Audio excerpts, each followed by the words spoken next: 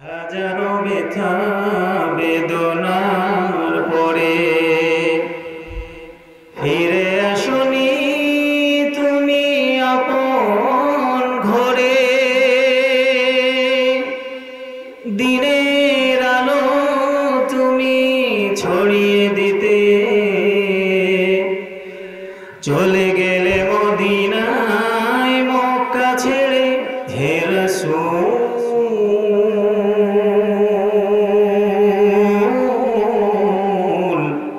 ভুলিব তোমায় আমি কেমন করে। হে রাসূল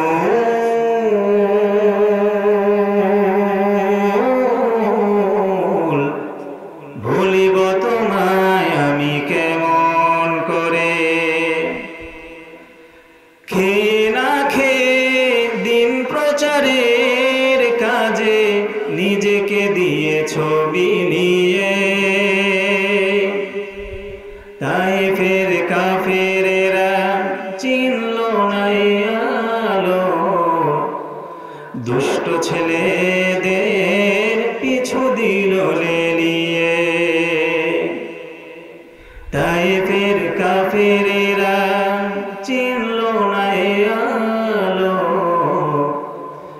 দুষ্ট ছেলেদের পিছু দিল লেলিয়ে। পাথরের আঘাতে ক্ষত বিক্ষত হয়ে সারা শরীর থেকে রক্ত ঝরে। হে রাসূল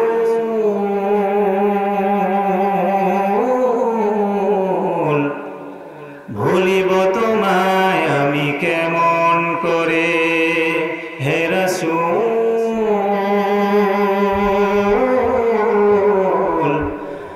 ভুলিব তোমায় আমি কেমন করে।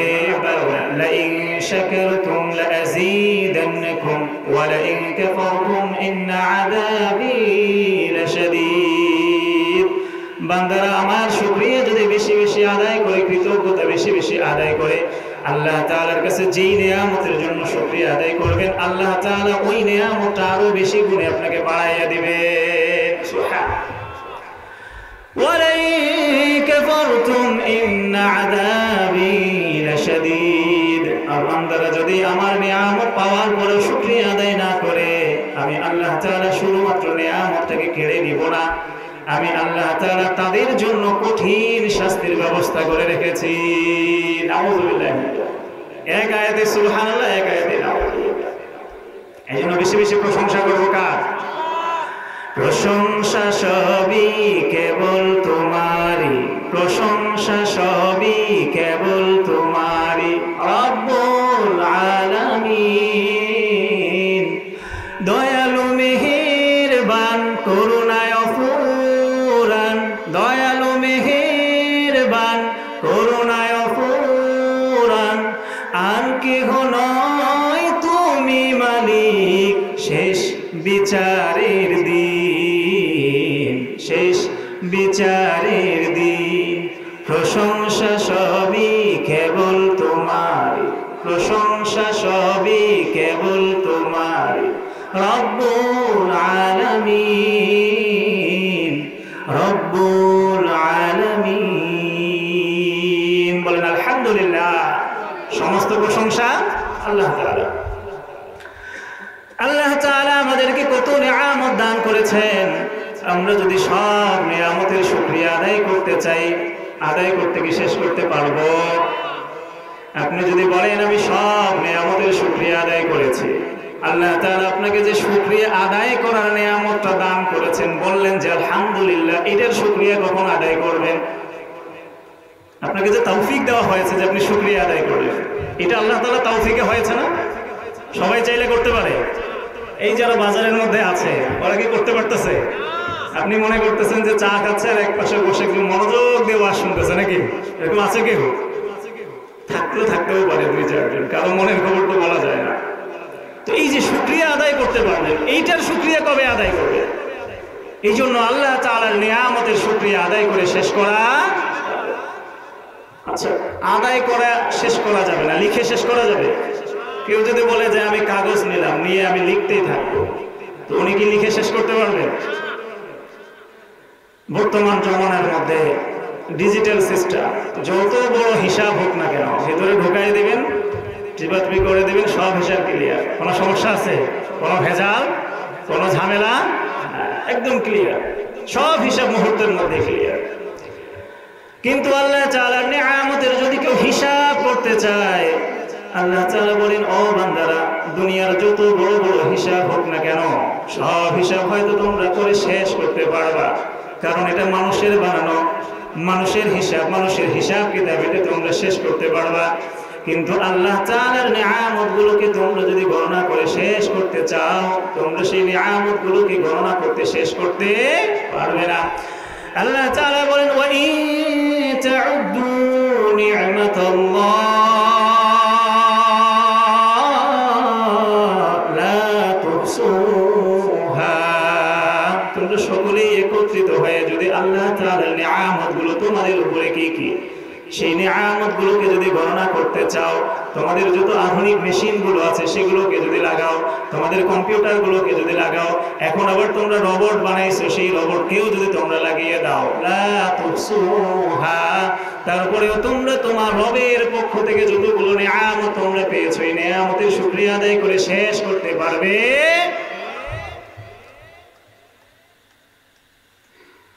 আল্লাহ তাআলা অন্য আয়াতের মধ্যে আরো সুন্দর করে উপমা দিয়ে বলতেছেন, কুল লাউ কানাল বাহরু মিদাদান লিকালিমাতি রাব্বি লানাফিদাল বাহরু ক্বাবলা আন তানফাদা কালিমাতু রাব্বি ওয়ালাউ জি'না বিমিথলিহি আবাদা। আল্লাহ তাআলা বলেন, এই জমিনের মধ্যে যতগুলো পানি আছে, যতগুলো সমুদ্র আছে, দুনিয়ার কয় ভাগ জল, কয় ভাগ স্থল বলেন তো? 3 ভাগ জল, 1 ভাগ পানি। বেশি না মাটি বেশি? আমাদের কাছে তো মনে হয় মাটি বেশি। এই জন্য মাটি নিয়ে কত ঝগড়াঝাটি, মারামারি, কাটাকাটি। গ্রামে বিশেষ করে আইল বান্ধা বান্ধে নিয়ে কত মারামারি হয়, ঝগড়াঝাটি। আল্লাহ তাআলা আমাদেরকে হেফাজত করেন, বলেন আমিন। আল্লাহ রাসূল সাল্লাল্লাহু আলাইহি সাল্লাম বলেন যে এই দুনিয়াটার মূল্য আল্লাহ তাআলার কাছে যদি একটা মাছির ডানার সমপরিমাণ হইত, এই পুরা দুনিয়াটার মূল্য আল্লাহর কাছে যদি একটা মাছির ডানা সমপরিমাণ হইতো, আল্লাহ তাআলা নাফরমান, কাফের, বেঈমানদেরকে না খাওয়াইয়া মারত। অতএব এই যে জমিন নিয়ে আমাদের এত ঝগড়াঝাটি, মারামারি, আল্লাহ তাআলার কাছে এটা একটা মশার পাখার সমপরিমাণ মূল্য নেয়। বলেন সুবহানাল্লাহ। আল্লাহ তাআলা বলেন 4 ভাগের 3 ভাগ হলো জল, 1 ভাগ হলো স্থল।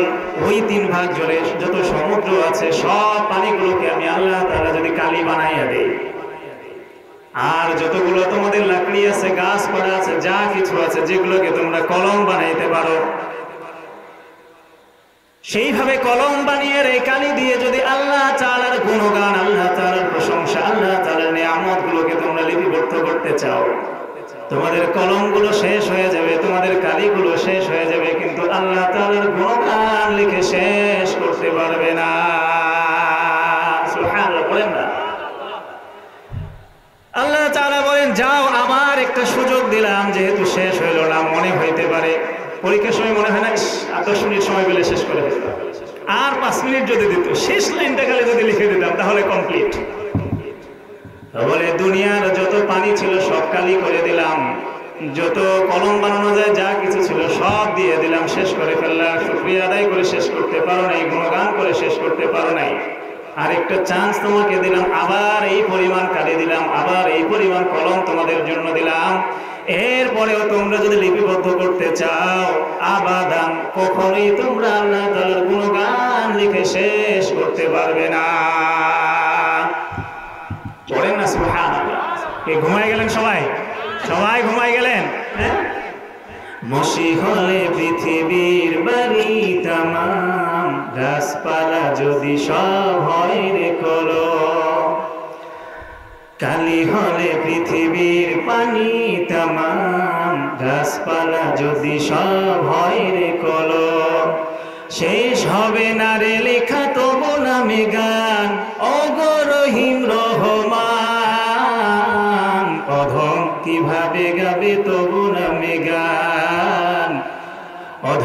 কিভাবে গাবে তবু নামে গান। আমরা অধমের পক্ষে আল্লাহ তাআলার গুণগান করে শেষ করা সম্ভব? সুবহানাল্লাহ।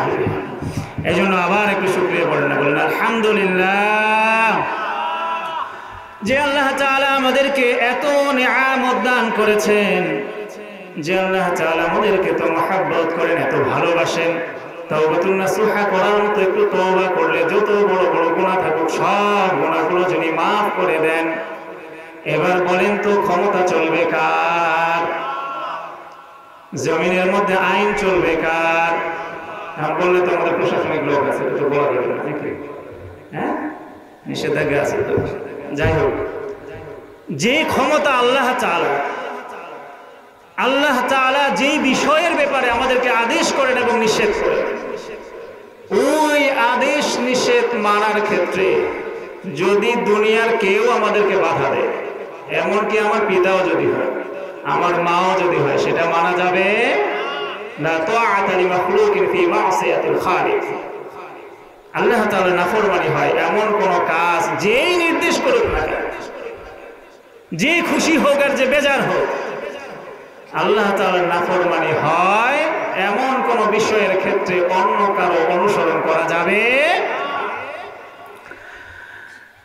তাহলে আসমান যদি হয় আল্লাহর, জমিন যদি হয় আল্লাহর, আপনি আমি যদি হই আল্লাহ তাআলার, এবার বলেন তো ইবাদত করব কার? ইবাদত করবেন কার?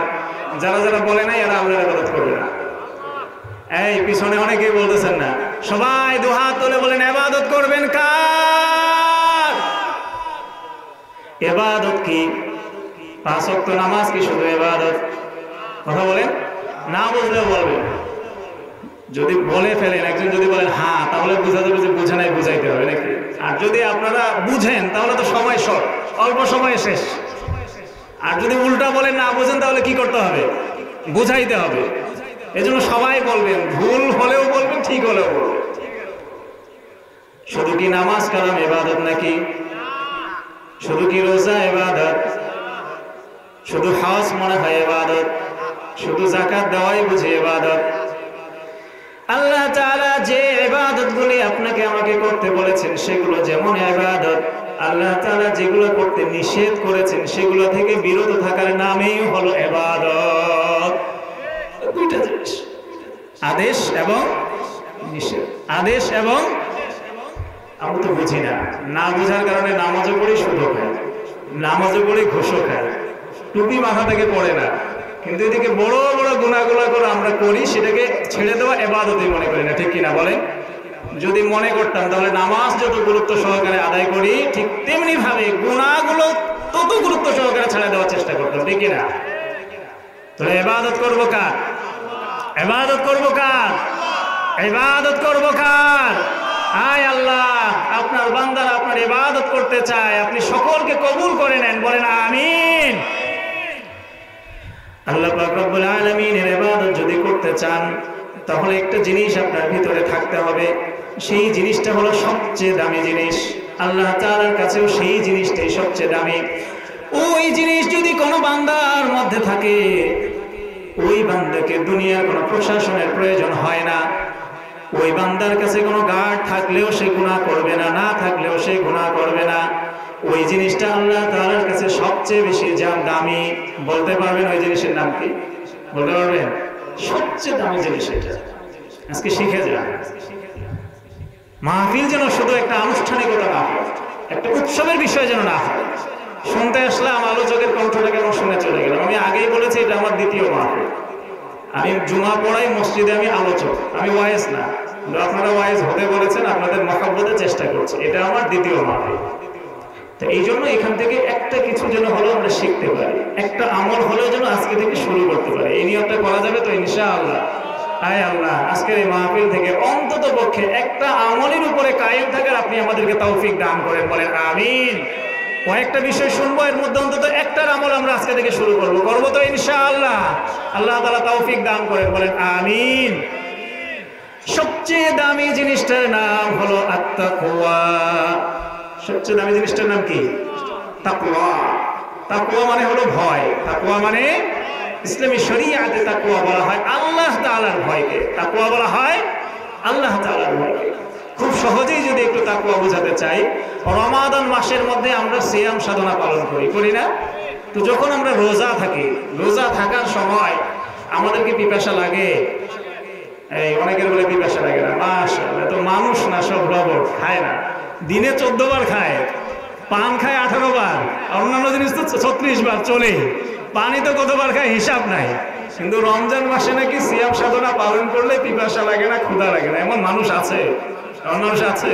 অবশ্যই একটু ক্ষুধা পিপাসা লাগে, অর্থাৎ তীব্র হয় না কারো কারো ক্ষেত্রে, কিন্তু লাগে, একটু হলো অন্যরকম অনুভূত হয়। রমাদান মাসের মধ্যে সিয়াম সাধনা পালন করতে গিয়ে আমি না খেয়ে আছি সকাল থেকে নিয়ে সন্ধ্যা পর্যন্ত, আমার ঘরের মধ্যে একা শুয়ে আছি, আমার মেজাজটা বড় খারাপ। আমার স্ত্রী জানে, আমার সন্তানরাও জানে, যদি এই সময় ওনাকে ডিস্টার্ব করা হয় তাহলে খুব রেগে যাবে। এবার ঘরের মধ্যে আপনি একলা আছেন না অন্য কেউ? ঘরের একলা আছেন না অন্য কেউ? একলা থাকার পরেও, ক্ষুধা থাকার পরেও, ঘরের মধ্যে পানি থাকার পরেও আপনি খান? আপনারা মনে হয় সবাই খান, কেউ দেখে না এজন খেয়ে ফেলে। আপনারা খান? কেউ থাকে না, তারপরেও যে আমরা খাই না, কিসের জন্য খাই না বলেন তো? কিসের জন্য? কার ভয়? পুলিশের নাকি? খাইলে মানুষ পুলিশ মারবে? কার ভয়? বউয়ের নাকি? কার ভয়? শয়তানের সন্তানের নাকি? একমাত্র আল্লাহ তাআলার ভয়। আল্লাহ তাআলার ভয়টাকেই বলা হয় আত-তাকওয়া। আল্লাহু আকবার। এবার বলেন, এই মাহফিলের মধ্যে সবচেয়ে দামি মানুষকে দেখি, আপনাদের কাছে উত্তর নেই। এই তাফসীরুল কোরআন মাহফিলের মধ্যে, এই প্যান্ডেলের মধ্যে সবচেয়ে দামি মানুষকে বলেন তো? বলতে পারবেন? বলতে পারবেন না? কে? আমি বক্তা, আমাদের সভাপতি সাহেব, হাজী সাহেব মানুষ। আল্লাহ তাআলা ওনাকে কবুল করেন, বলেন আমিন। আমাদের পিছনে কেউ নাই? মেহমান যারা দাওয়াতে মেহমান পিছনে আসলে তো ভালো হয়, যেহেতু সিটগুলো খালি আছে, মেহরবানি করে চলে আসে, কয়েকজন একটু চলে আসে। তো আমাদের সভাপতি সাহেব তো আসেন নাই, অসুস্থ মানুষ, আমরা ওনার জন্য একটু দোয়া করি, আল্লাহ তাআলা ওনাকে সুস্থতা দান করেন, বলেন আমিন। পরিপূর্ণ শেফা দান করেন, বলেন আমিন। উনি উপস্থিত হতে পারেননি, পরবর্তী মজলিসগুলোতে যেন আমাদের সঙ্গে থাকতে পারেন, বলেন আমিন। সবচেয়ে দামি মানুষটাকে এই মজলিসের মধ্যে আমাদের চেয়ারম্যান সাহেব আছেন, উনি বোধহয় সবচেয়ে দামি, দামি না? সবার উপরে কার নাম দেখি? পোস্টারটা আলহাজ মোহাম্মদ লতিফুর রহমান সাহেব, উনি তো অসুস্থ। এরপরে আমাদের প্রধান অতিথি আল্লামা আজাদ ইকবাল লাবু ভাই, আলহামদুলিল্লাহ, ওনাকে যে কোনো জায়গায় ডাকলে পাওয়া যায়। ডাকলে কি করা যায়? পাওয়া যায়। ভালো মানুষ, আল্লাহ তাআলা ওনাকে কবুল করেন, বলেন আমিন। বিশেষ করে দিনের মসজিদগুলোর জন্য কবুল করেন, বলেন আমিন। মসজিদ, মাদ্রাসা, দিনের যত কাজ আছে এগুলোর জন্য দিল দরিয়া হয়ে, উদার হয়ে যেন ওনাকে কাজ করার আল্লাহ তাআলা তৌফিক দান করেন, বলেন আমিন। কারণ উনি আমাদের নেতা, উনি আমাদের, আপনি চাইলেও নেতা, না চাইলেও উনি আমাদের ইউনিয়নের নেতা। 5 বছর মানতেই হবে, সুযোগ আছে। আপনি যদি বলেন মানেন না, পছন্দ না করলেও কাগজটা নিয়ে যাইতে হবে, হবে কিনা? হ্যাঁ, এই জন্য উনি যেহেতু আমাদের নেতা, আল্লাহ তাআলা যেন ওনাকে জনগণের কল্যাণে, সমাজের কল্যাণে, বিশেষ করে মাদ্রাসা, মসজিদ, দ্বীনি কল্যাণে বেশি বেশি খেদমত করার তৌফিক দান করেন, বলেন আমিন। আরো যত আমাদের এখানে বিশেষ বিশেষ মেহমানরা আছেন, আল্লাহ তাআলা সকলকে কবুল করেন, বলেন আমিন। হয়তো অনেকে আসতে পারেন নাই ওনাদের সমস্যার কারণে। এই ধরনের পোস্টার আমাদের এলাকায় সবচেয়ে বেশি দেখা যায়। আপনি দক্ষিণাঞ্চলে যান, বিশিষ্ট ওলামায়ে কেরামের এলাকায় যান, আপনি এরকম পোস্টার দেখবেন। দেখেন কতগুলো অতিথির নাম। আমি একবার চাইছিলাম হিসাব করবো, হিসাব করে বলবো, পরে চিন্তা করলাম যে না থাকলে তো আমাদেরই পাড়ার মা। আর মেহমানদের দাওয়াত দেওয়া হয়েছে, মেহমানরা তো আসছে, আলহামদুলিল্লাহ অনেকেই এখানে দেখতে পাচ্ছি। যারা আসছেন আল্লাহ তাআলা তাদের কবুল করেন, আমিন। যারা আসতে পারেন নাই আল্লাহ তাআলা তাদেরকে আসার তৌফিক দান করেন, বলেন আমিন। এবার বলেন তো সবচেয়ে দামি মানুষটাকে? আপনারা তো বলতে পারলেন না।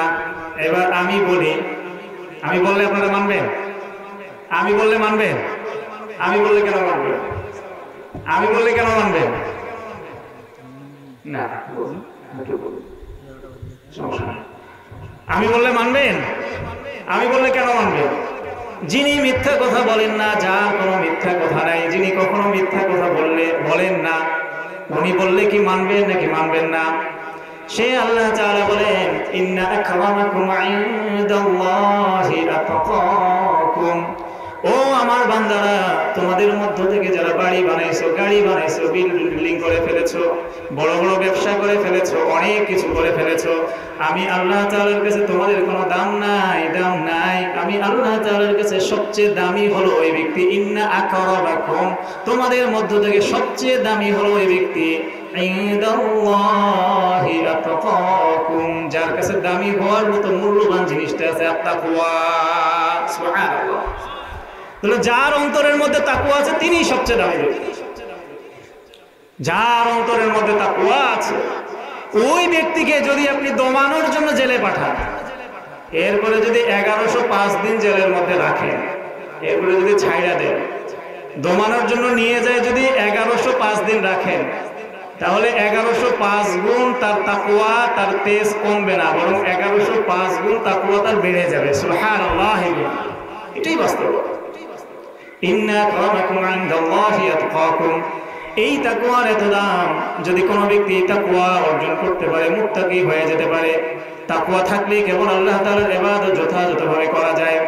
যখন কোনো ব্যক্তি মুত্তাকি হয়ে যায়, আল্লাহ তাআলা তাকে দুনিয়ায় এক ধরনের পুরস্কার দেন, আখিরাতে তার পুরস্কার তো আছে। আল্লাহ তাআলা বলেন, ওয়া মান ইয়াত্তাকিল্লাহা ইয়াজআল লাহু মাখরাজা ওয়া ইয়ারযুকুহু মিন হাইথু লা ইয়াহতাসিব, যে ব্যক্তি আল্লাহ তাআলা তাকওয়া অর্জন করতে পারে, আল্লাহ তাআলাকে ভয় করার মতো ভয় করতে পারে, আল্লাহ তাআলা দুনিয়ার যত প্রকারের বালা মুসিবত আছে সব ধরনের বালা মুসিবত থেকে আল্লাহ তাআলা তাকে হেফাজত করবে।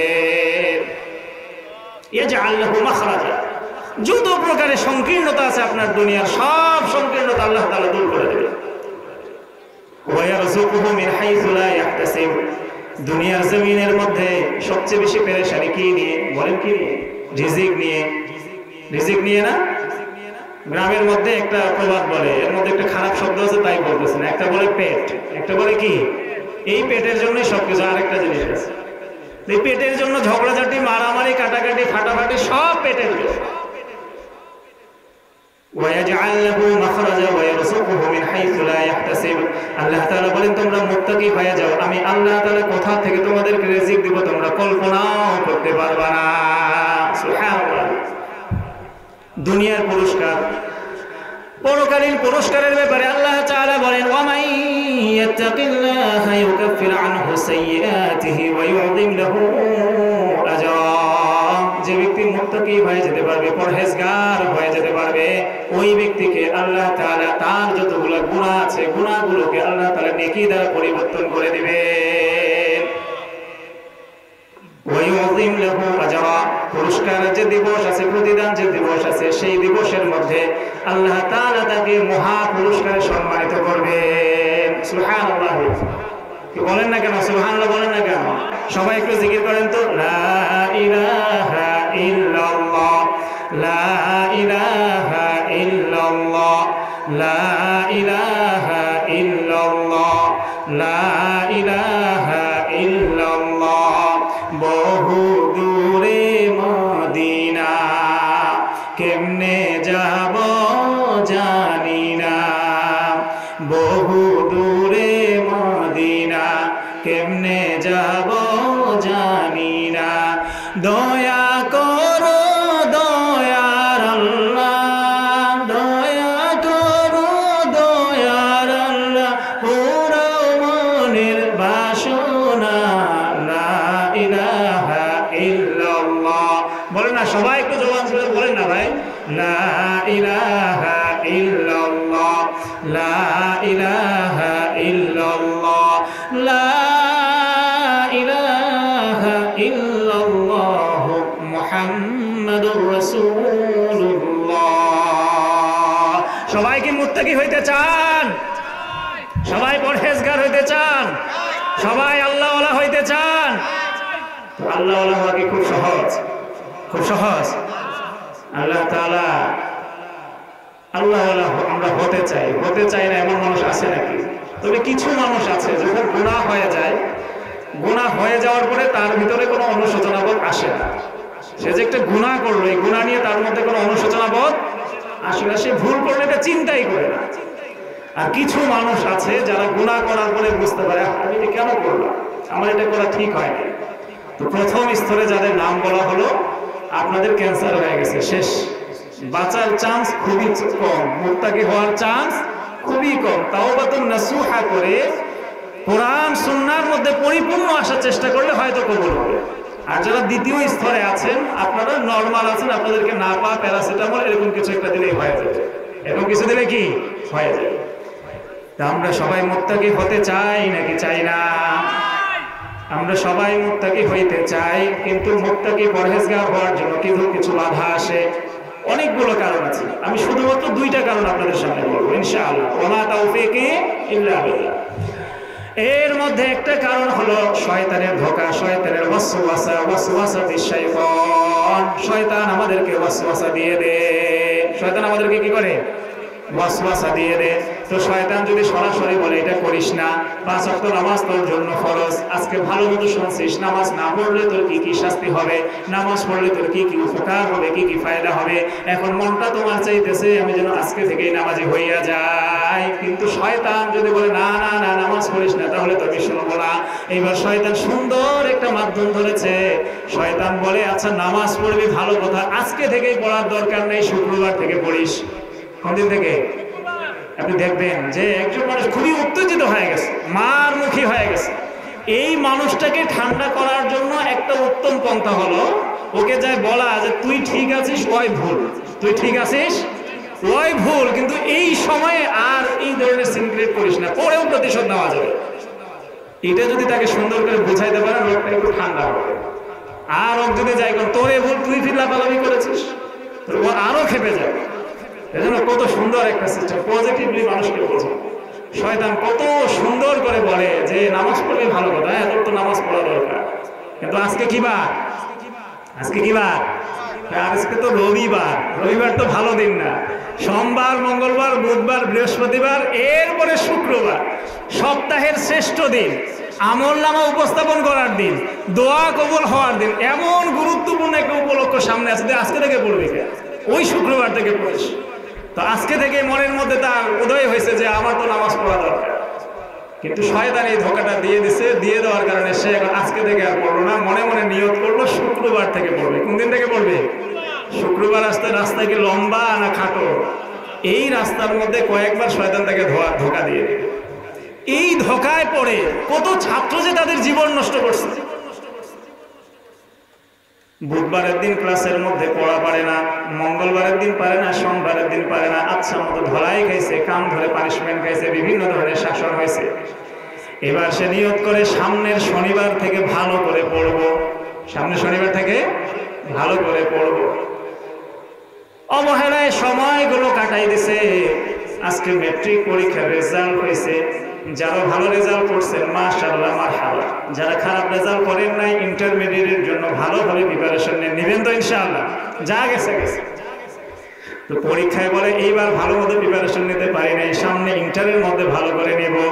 আবার 1 মাস 2 মাস করে কাটাইতে কাটাইতে তার 24 মাস শেষ হয়ে যাবে, আবার একটা পরীক্ষা তার সামনে চলে আসবে। কত নামাজি শুক্রবার শুক্রবার নামাজ পড়বো পড়বো বলে বেনামাজি হয়ে দুনিয়া থেকে চলে গেছে, তার কোনো হিসাব। এই জন্য উর্দুতে একটা প্রবাদ আছে, আজকা কাম কাল পার না ডাল। যেই কাজটা তুমি আজকেই করতে পারো, আজকে থেকেই তোমাকে করতে হবে, ওই কাজটার জন্য কালকের অপেক্ষা করিও।